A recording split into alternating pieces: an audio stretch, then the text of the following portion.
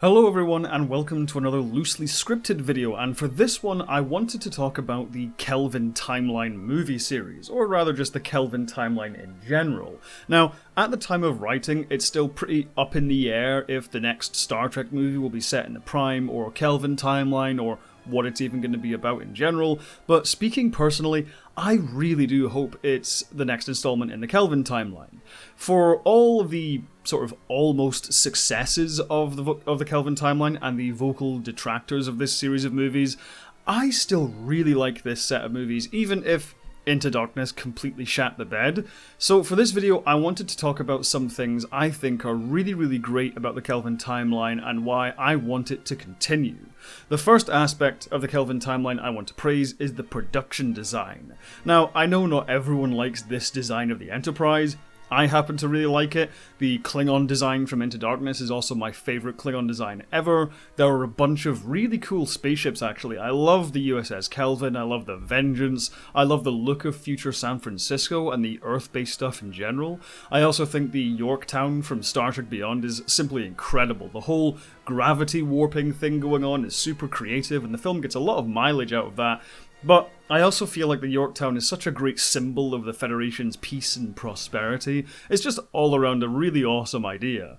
And while I don't think the main uniforms are really good until Beyond, the costume design in general is fantastic. The survival jackets in Beyond, I want one of those so badly, they look awesome. Those off-duty uniforms look great, and something which is truly miraculous, civilian clothing which isn't completely awful. I mean, in Star Trek, that's just incredible.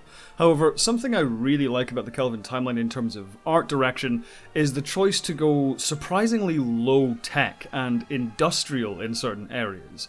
While I do think it's odd to have so much concrete on a spaceship, I really love the idea of engineering and the general bowels of a spaceship being far less squeaky clean than the rest of the ship.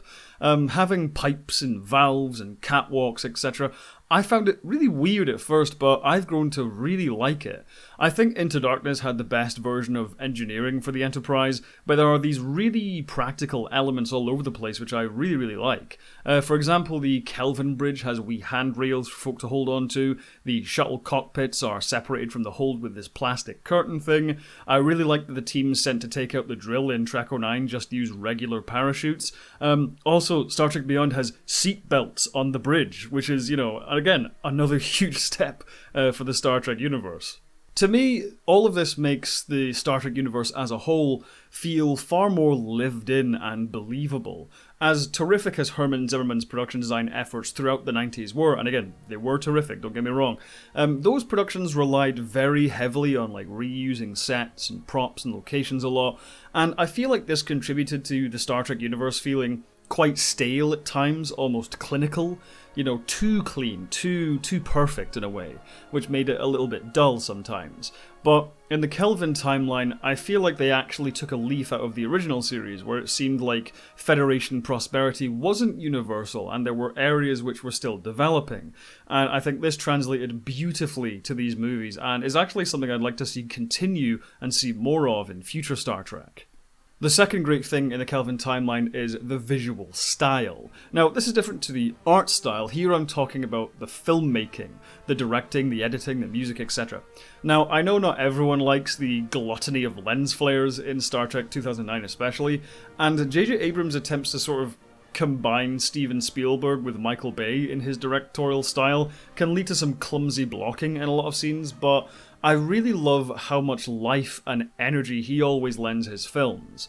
I feel like Star Trek's visual style was essentially unchanged for almost 3 decades. For the most part, Star Trek fell back on that classical Hollywood style of standard coverage and the occasional moving master. Now, don't get me wrong, this style is totally fine, and in fact Nicholas Meyer, David Carson and Jonathan Frakes do it brilliantly. But there wasn't a hell of a lot of experimentation when it came to using the camera. That's why when J.J. Abrams comes in with more handheld camera and Dutch angles and lens flares, etc., and Justin Lin goes for these big sweeping crane moves and wide-angle shots, I just think it's really refreshing. I'm personally a big proponent of the idea of style as substance as opposed to style over substance. I really appreciate being able to actually see the money on screen in my movies. That's why I get pretty bored with the filmmaking of the Marvel movies, for example, because for all the money thrown at them, they're directed like a network TV show, whereas in these Star Trek movies, the filmmaking is really stylish and bold and filled with energy. These are capital B blockbusters, and I really appreciated these filmmakers coming in and shaking things up from a visual standpoint with Star Trek. The impact this had on current Star Trek is undeniable, but what I also really like about the current Star Trek shows in terms of visual style is that they aren't actually uniform. Star Trek Picard, for example, is not really directed in the same way as Discovery is, and I'm interested to see if they do anything new with Strange New Worlds. But this willingness to experiment with the visual style of Star Trek began with the Kelvin Timeline films, and I personally think the franchise is all the better for it. And finally, the third thing I want to mention is the creative potential of the Kelvin Timeline. Though this is a little bittersweet, I'll explain in a second. I remember first seeing Star Trek 09 in the cinema and doing sort of consecutive double takes for certain things. Like, holy shit, they killed Kirk's dad, they blew up Vulcan, and now Uhura is in a relationship with Spock?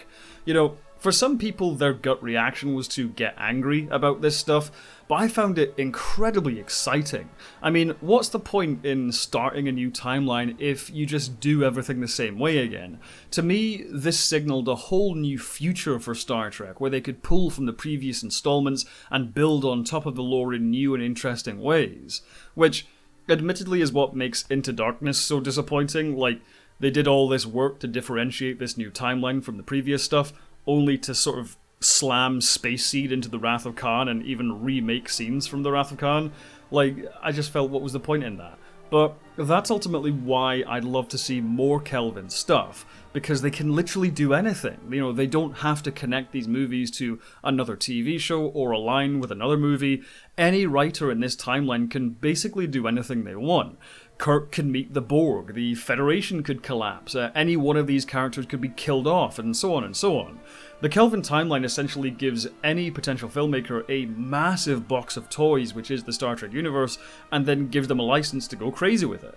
That's an idea which I find really compelling, and while some of this creative potential has been utilised in some really good comic books by IDW Publishing, I still think there is endless potential for more movies in this timeline. This is a place where some truly bold stories can be told with Star Trek, and for me at least, that is the greatest thing about it. For all of its faults, that's a really great thing. Thank you for watching. If you like these videos, subscribe and hit the bell icon to stay up to date on my new uploads. If you want to help the channel grow, join my patrons or my YouTube members, where you can see videos early as well as some other exclusive content. Speaking of which, I'd like to quickly thank all of my patrons and members who are now appearing on screen. Have a good one, and as always, live long and prosper.